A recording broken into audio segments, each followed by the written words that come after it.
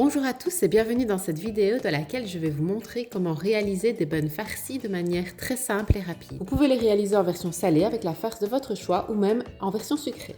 On commence par réhydrater 8 g de levure boulangère dans 110 g d'eau tiède.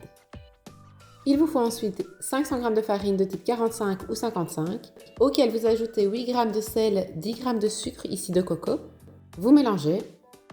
Vous ajoutez un blanc d'œuf, vous conservez le jaune qui servira à la dorure, 3 cuillères à soupe d'huile et 140 g de lait tiède. Moi j'utilise ici du lait d'amande non sucré. Vous ajoutez ensuite la levure et vous mélangez. Vous pouvez utiliser un robot ou le faire à la main. Et vous pétrissez jusqu'à ce que la pâte ne soit plus collante. N'oubliez pas de vous abonner et d'activer la petite cloche si vous souhaitez être averti des vidéos que je poste chaque semaine. Pensez aussi à liker la vidéo et à laisser un petit commentaire, ça aide la chaîne à se développer et ça me fait toujours plaisir. Alors maintenant, on va remettre la boule de pâte dans le saladier. On farine un petit peu le fond pour éviter qu'elle colle. Et on va laisser reposer de 40 minutes à 1 heure, de préférence près d'une source de chaleur. On dégaze ensuite la pâte en la malaxant. Et on la divise en 10 parts égales. On forme des petites boules qu'on va couvrir d'un linge pendant qu'on travaille les autres pour éviter qu'elles ne sèchent. Donc c'est très simple, il suffit d'aplatir une boule de pâte en s'aidant du rouleau. Voilà l'épaisseur que ça doit donner. Et maintenant, vous farcissez avec ce qui vous fait envie. Moi, j'ai mis du pesto ail des ours maison. Et ensuite, un mélange de tempeh, carottes, courgettes, oignons que j'ai fait cuire à la poêle. Je vais également ajouter un petit peu de fromage.